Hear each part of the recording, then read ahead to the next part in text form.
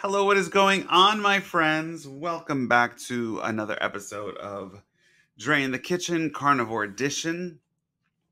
Yeah. So let's see. If I could speak clearly, it would be really nice. But let's try that one more time. So I've been able to chronicle weeks 1, 2, and 3 on my carnivore journey. Life got a little crazy in week 4. So this is week 5, but it's a combination of what went on in week 4. And we are now officially in the 5th week of carnivore. So welcome, and let's talk a little bit about what was going on. It's been a long day, and I feel like I'm just stumbling over my words. So just bear with me, as this is the second time I had to record this video. The first one, audio file wouldn't attach. There was a whole bunch of issues. So I was like, I got frustrated. I deleted it. And here we are again.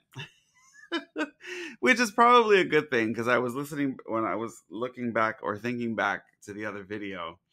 There were a lot of things that I probably shouldn't have said. So here we are. Hopefully, this is the edited version. It'll be a lot better. And let's go. So if you're new to seeing me and you're like, hi, who are you, crazy person? My name is Dre. I am a chef. I have a job in corporate America, which actually I really enjoy doing. So that's why I kind of continue to do it. And I'm a private chef on the side. I do have my channel, Dre in the Kitchen, where you can find a lot of different types of recipes. I do tend to do a lot of Puerto Rican recipes. That is my background and heritage. But that's just the beginning, because I'm classically French trained. So we're going to throw a whole bunch of different things going on. I finished the pasta video, which is going to be dynamite. It is a ravioli recipe. I made homemade pasta with this luscious and delicious filling. Funny, I'm carnivore and I cook a lot of these things, but I actually don't eat them. I'll taste a sauce or two because I kind of have to make sure that it's good. But Ivan's my guinea pig, and if I bake, which I'm doing tomorrow, that or at some point, because I have a couple of orders of people requesting. I also have a catering gig. I was hired as a private chef again. So, I try and put things in where I can.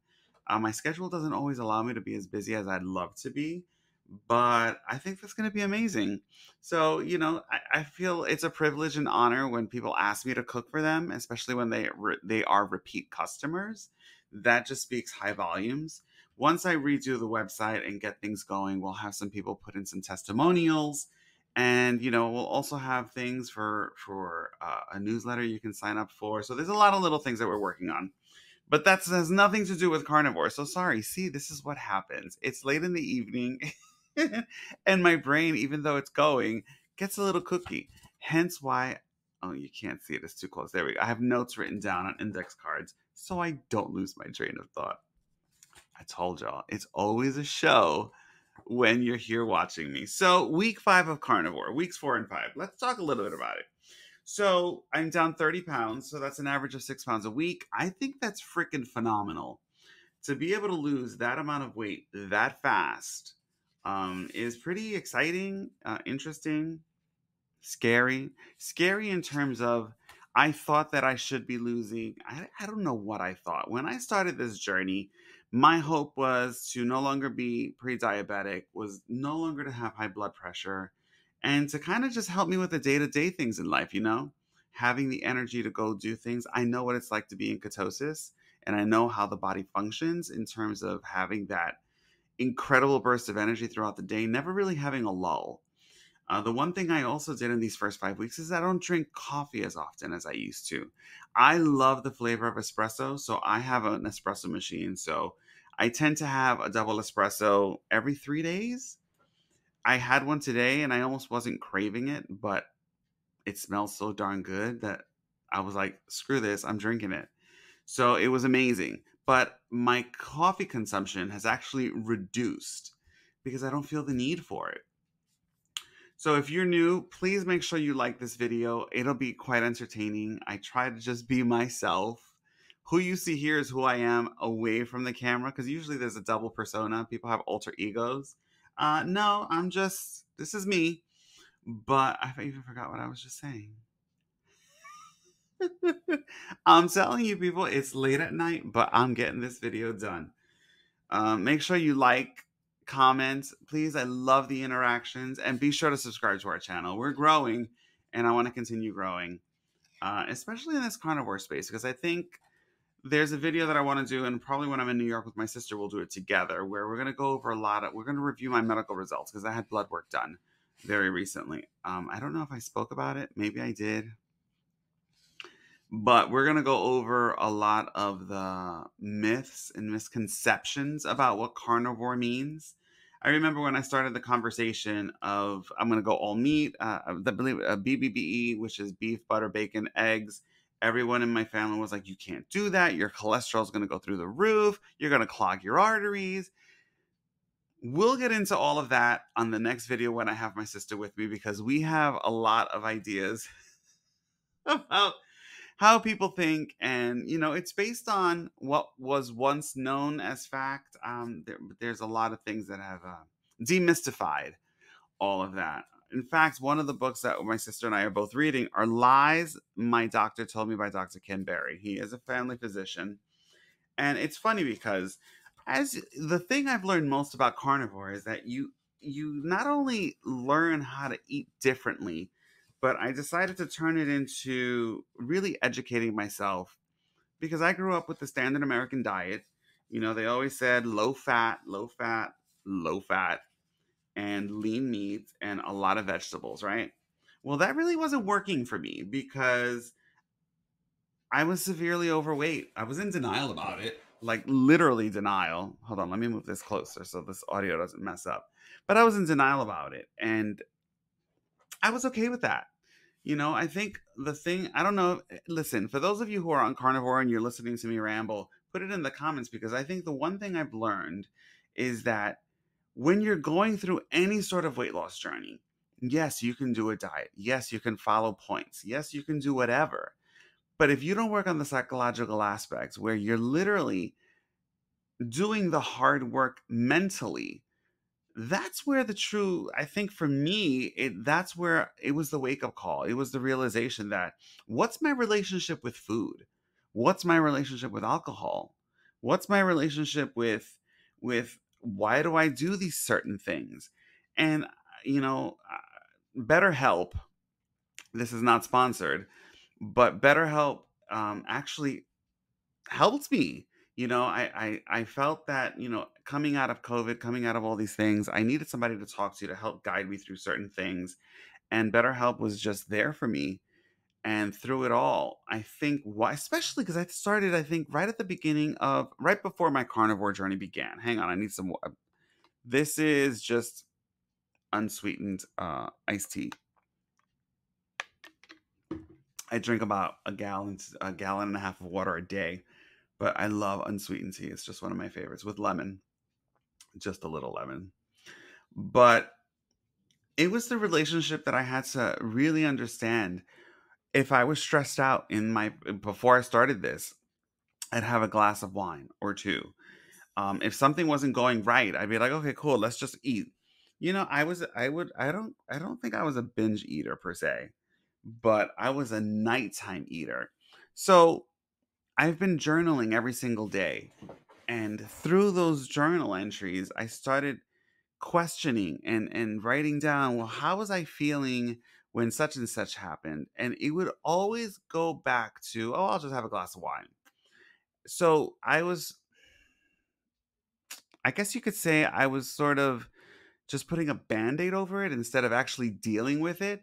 And that is my biggest takeaway in these 5 weeks, is that I started to deconstruct, if you will, how my brain and the association and even alcohol that I had, like between food and alcohol.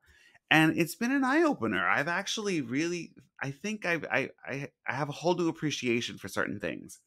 So that was one of the things, I think, in the first 5 weeks, that now I see clearly. I mean, this is an ongoing process. I'm going to continue to work through it, because I still have those moments, and I'll explain when I go through, which I have my bullet points here so I don't forget. But I'll share with you, I did fall off the wagon, but not in the way you might think. So let me go over all of this, because this is going to put it all together so I don't sound a little crazy. So the first thing was, what do you struggle with? And for me, I know I've mentioned this before, but it was constantly eating just beef.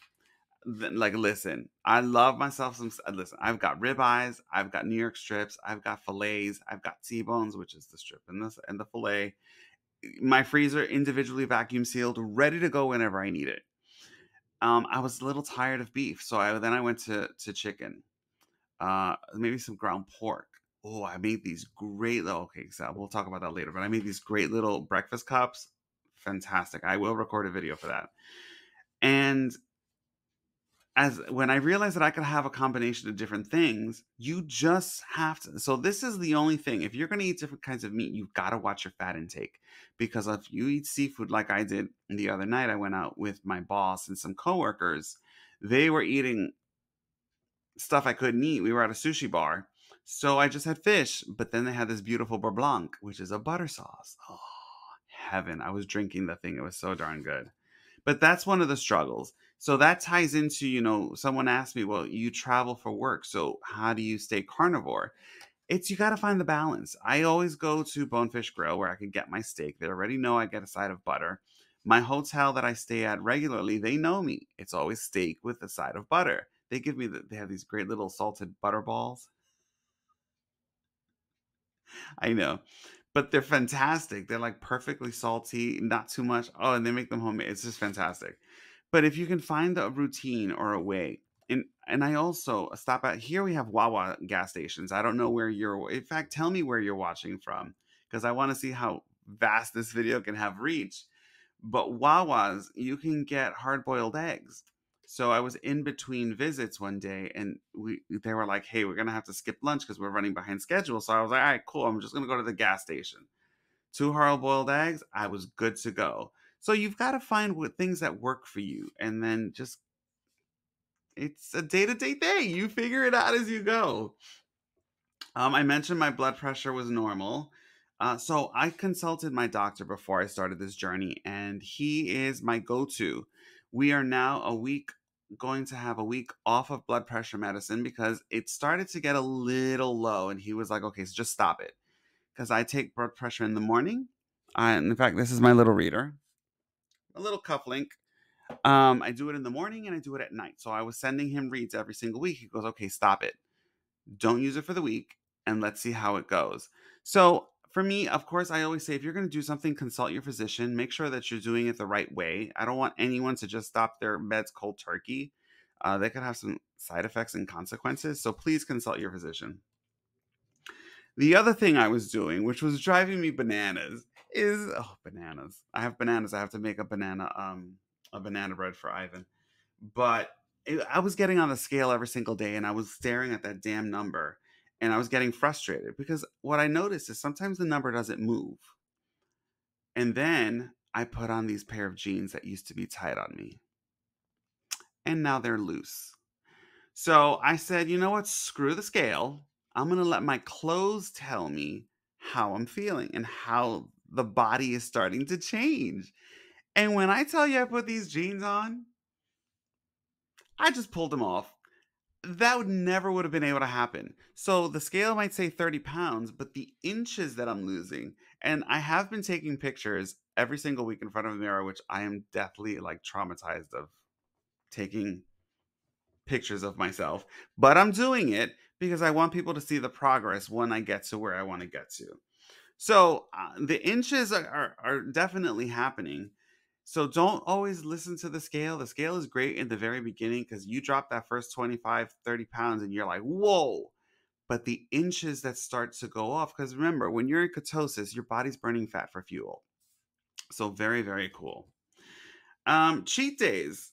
And have you ever had them? So I know, listen, I follow a lot of people on YouTube, and we're human, right? No judgments here. So let me tell you what my cheat day was. I told my sister I had a cheat day. She goes, okay, what did you eat? I said, well, it really wasn't what I ate. I even had I think it was last Friday. I had a rough week, and I opened the bottle of Prosecco and I just took a whiff. Like I pour it for Ivan and I take a whiff of the Prosecco, and I decided, you know what, screw this. I took 5 little sips, not drinks, little sips, 5 little sips. What do you think happened to me?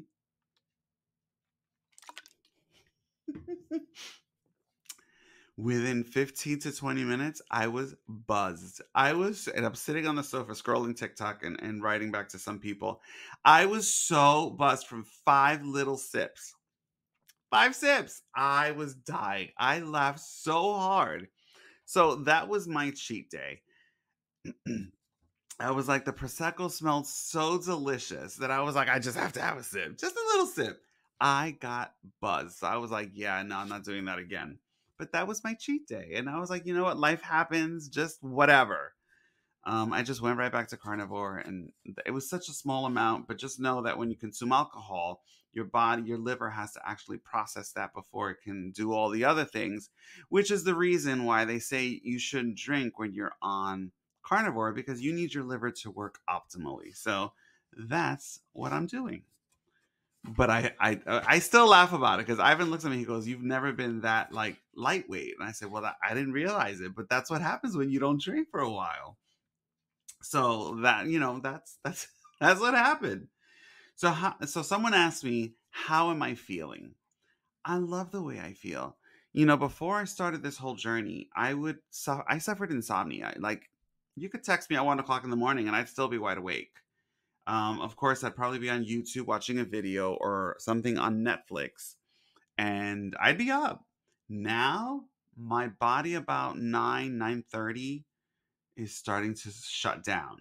And by 10:30, what I, instead of holding the iPad and watching stuff foolishly, I put it down. I either listen to an Audible or Sam Smith's new album because it's so nice and his voice is so mellow that it puts me to sleep.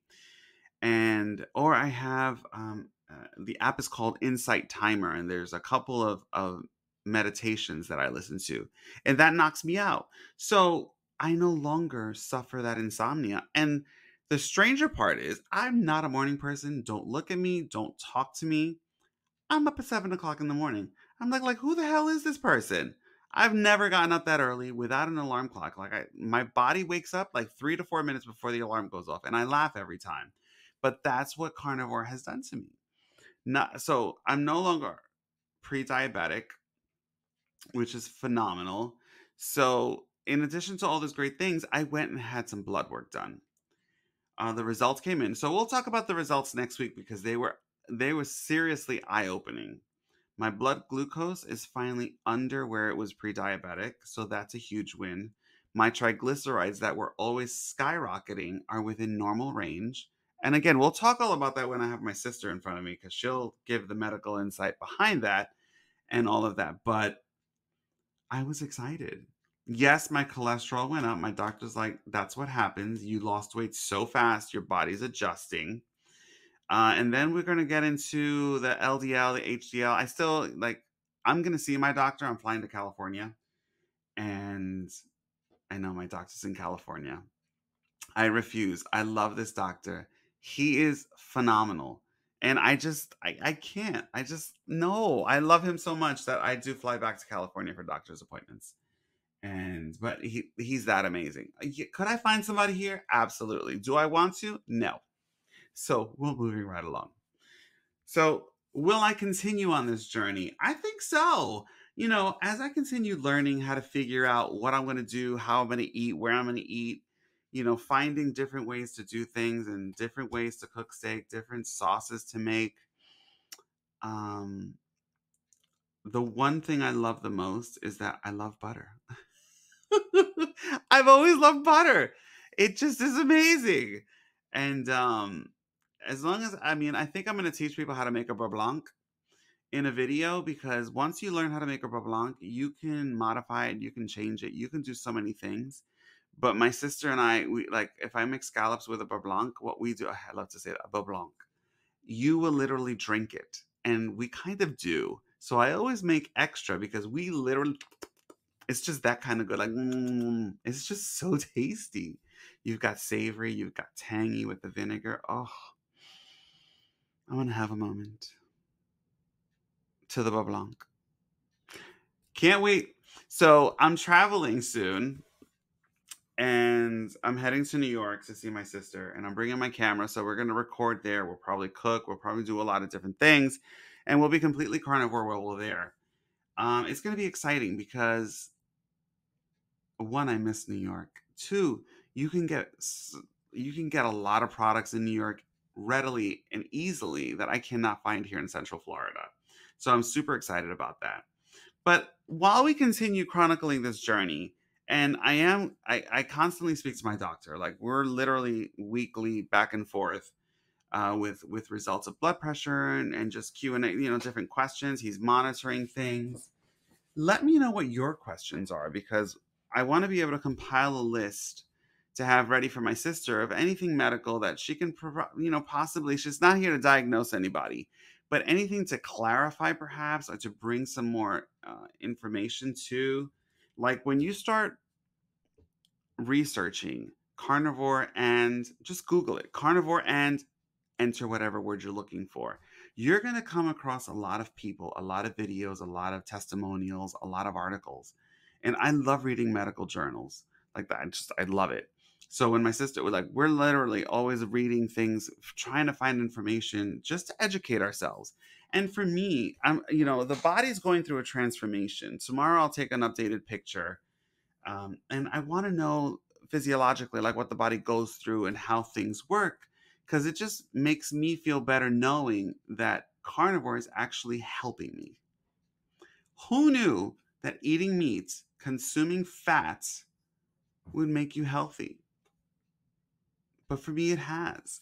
So thank you again. If you haven't already, like this video, make sure you subscribe to my channel. I was going to say to our channel because it is our channel. A lot of things, new videos coming. I'm still learning how to use Final Cut Pro, which is kind of cool. It's a little more involved than iMovie, but it's really exciting. I'm like, you could do so many things in it. And that's it. So thanks for watching. And of course, as always, follow me on all social media, Drain the Kitchen, TikTok. I haven't been posting videos there, but now that I can do snippets of my recorded cooking videos, I'm learning new things. Listen, I'm 47 years old and I'm still learning. So I'm down again, as I end it, I'm down 30 pounds, many, many inches. And this journey is amazing. So stay tuned, and I'll see y'all on the next one. Bye.